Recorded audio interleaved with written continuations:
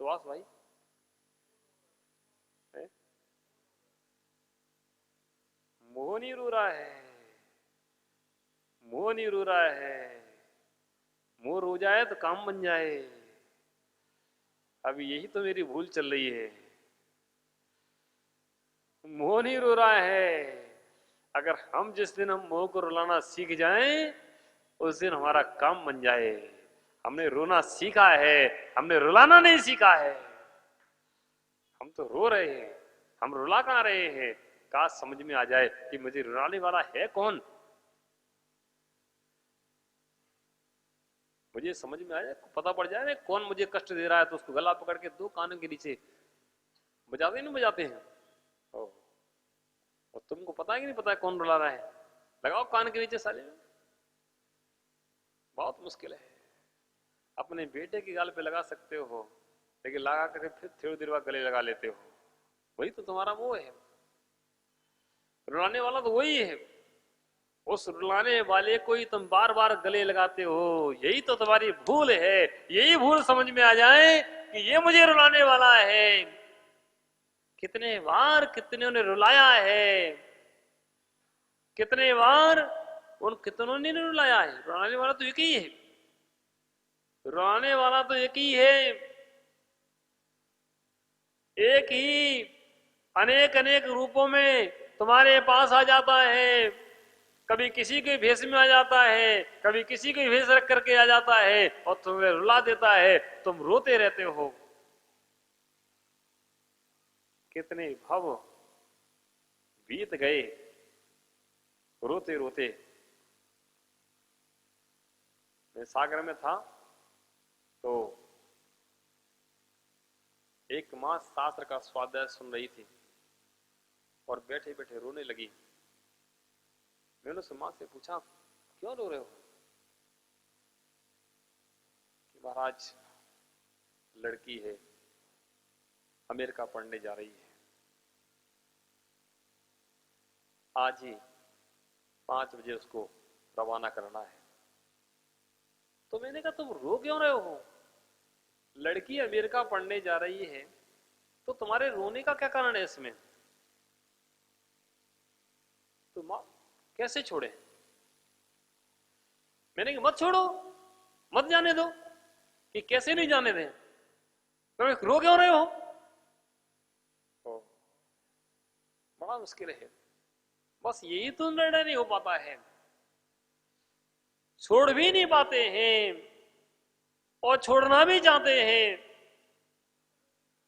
ना छोड़ पा रहे हैं, ना छोड़ना चाह रहे हैं। बड़ा मुश्किल है।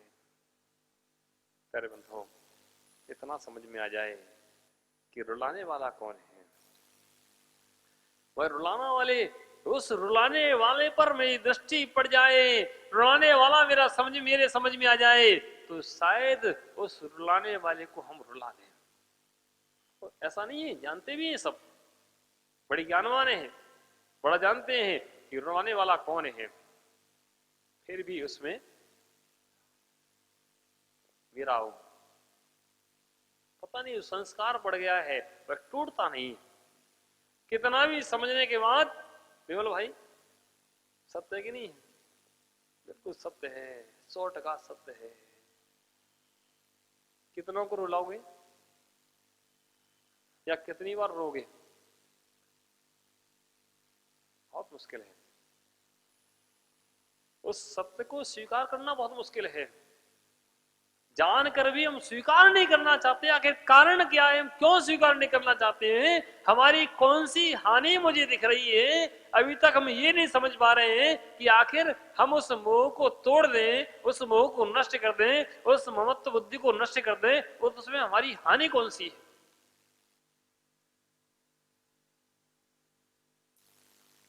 सदगुरुओं के माध्यम से सारा पटाक्षेप हो चुका है। सब सत्य जान चुके हैं, जानते हैं मोह है, राग है, दुख की खान है, ये ममत्व भाव सब व्यर्थ है। जिनसे हम ममत्व करते हैं वे मेरे नहीं है। अभी तक कितनों से संबंध बना चुके, कितनों को अपना बता चुके, कोई भी तुम्हारा नहीं हुआ है। इस पर्याय में जो तुम्हारा है भाई अगली पर्याय में तुम्हारा नहीं होगा, पिछली पर्याय में वह तुम्हारा नहीं था। ये सब सत्य जानते हैं। संजय भाई, तुम्हारे पिताजी का नाम क्या है? रतनलाल जैन। आज से 60 साल पहले तुम्हारे पिताजी का नाम क्या था?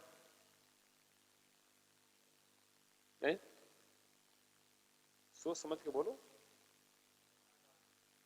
60 साल पहले तुम्हारे पिताजी कौन थे?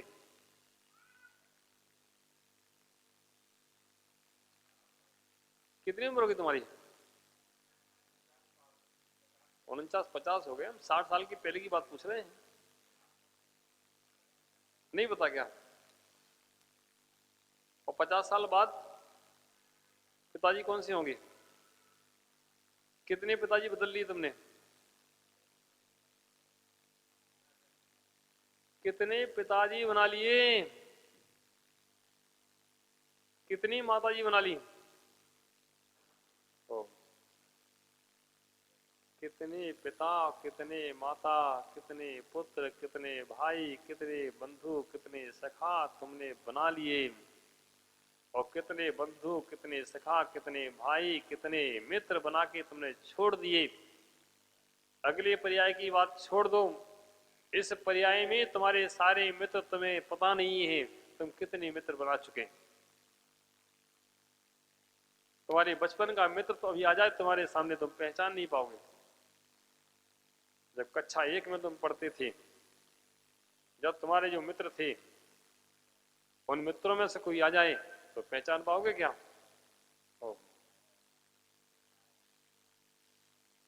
कितने संबंध बदल दिए, कितने मित्र बदल दिए, कितने परिजन, कितने पुरजन बदल दिए। कितने मित्र, कितने परिजन, कितने पुरजन बदल गए।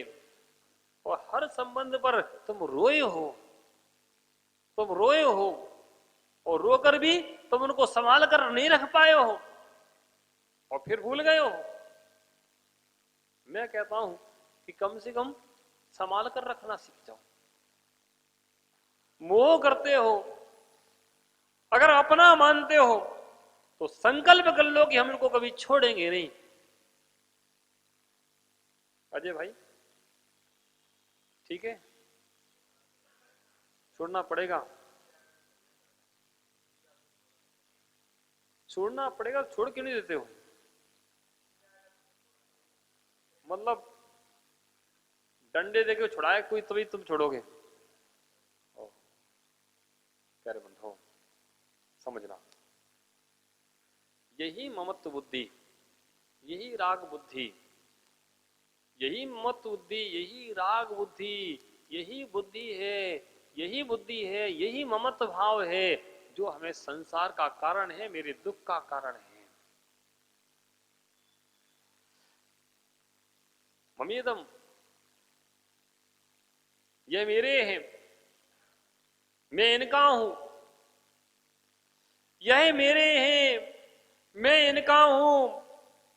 यह भाव ही जीव का अनादिकाल से लगा हुआ है। मैं इनका हूं, ये मेरे हैं, मैं इनका हूं, ये मेरे हैं। कितने जीवों को तुमने मेरा और अपना बनाया है, और कितने जीवों को तुमने अपना कहा है, और कितने जीवों ने तुम्हें अपना कहा है। कितने पदार्थों को अपना कहा है, कितने पदार्थों को अपना बनाया है, और फिर भी कुछ भी तुम्हारे पास नहीं रहा। अनिल भाई, एक काम करना, जितनी संपत्ति है कम से कम रत्न, ये रत्न आदि, रत्न महंगे महंगे आते हैं ना, करोड़ करोड़ रुपए के, उनको लेके रख लेना। जब जाने को हो तो अंदर डाल लेना। अंदर तो साथ में चले जाएंगे। जाएंगे क्या? है?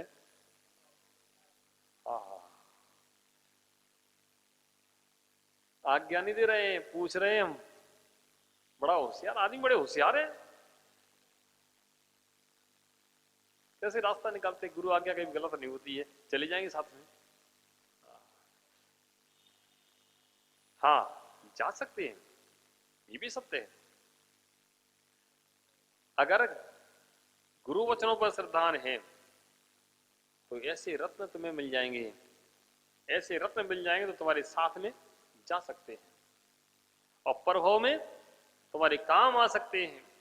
वे रत्न बहुमूल्य रत्न जिनकी कोई कीमत नहीं आकी जा सकती है, वह रत्न तुम्हारे साथ जा सकते हैं। बस तुम्हारे उस रत्नों को लेने की सामर्थ्य होना चाहिए, वह सामर्थ्य होना चाहिए। तुम कांच के टुकड़ों को पकड़ के उनको रत्न कहने लगे, बस यही तो तुम्हारी भूल है। उन कांच के टुकड़ों को जो दूसरे की चमक से चमक रहे हैं, उन कांच के टुकड़ों को पकड़ के हम कहते हैं रत्न हैं, और उन रत्नों को संभाले हैं, और संभाले संभाले कितने भव निकल गए, वे संभल नहीं पाए।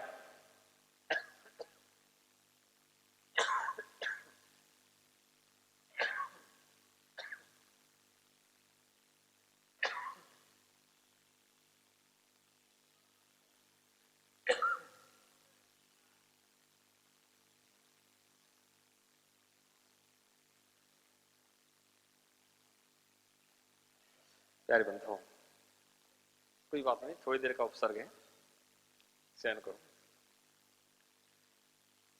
इतना समझ में आ जाए कि क्या मेरा है, क्या मेरा है।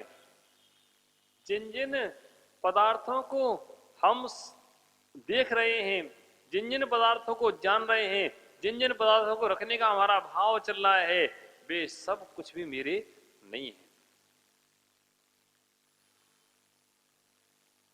पदार्थों को छोड़ने के भाव इतनी आसान नहीं है, इतनी आसान नहीं है। वो आसान भी है। जब तक तुम्हें अपना निज द्रव्य नहीं दिखेगा, जब तक तुम्हें अपने निज द्रव्य की कीमत नहीं पता होगी, तब तक तुम संसार के पदार्थों को छोड़ नहीं सकते हो। और जब तुम्हें अपने निज द्रव्य दिखने लगेगा, जब उसकी कीमत तुम्हें पता चल जाएगी, तो शायद इनसे ममत्व भाव तुम्हारा छूट जाएगा। और जिनसे ममत्व भाव चल रहा है, जिनकी तुम्हारे अंदर कीमत चल रही है, उसकी कीमत तुम्हें पता चल जाएगी। एक दृष्टांत कहीं पढ़ा था, एक व्यक्ति जौहरी था, जौहरी, उस जौहरी का मरण हो गया। जब उसको हीरे की परख पूरी आ गई, वह सेठ कहता है कि जाओ, और उसका मित्र कहता है कि जाओ अपने तिजोरी में से हीरे निकाल के लाओ, बाजार का भाव ठीक है। वह घर गया और घर जाकर के उसने तिजोरी खोली, और तिजोरी जैसी खोली, उसमें रत्न निकाले और कूड़ेदान में फेंक दी।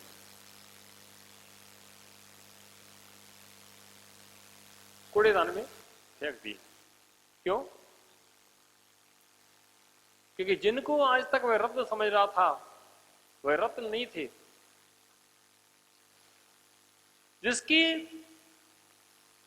जिसको आज तक रत्न समझ रहा था, वे रत्न नहीं थे, वे कांच के टुकड़े थे।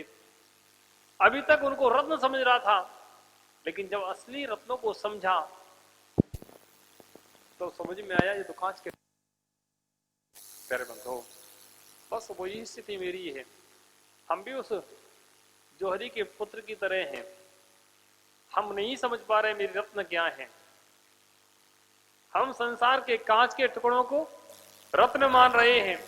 उन कांच के टुकड़ों में इतना ममत्व है, कोई समझाता है तब भी मेरी समझ में नहीं आता है, कोई बताता है तब भी मेरी समझ में नहीं आता है। हम उनको ही सब कुछ मान रहे हैं।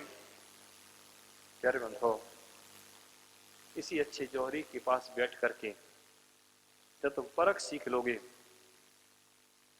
तो तुमसे कहना नहीं पड़ेगा कि आकिंचन है धर्म निराला, चेतन इसको अपना लो। मनसा वचन काय से प्यारा, निज को निज में रम निज को पालो।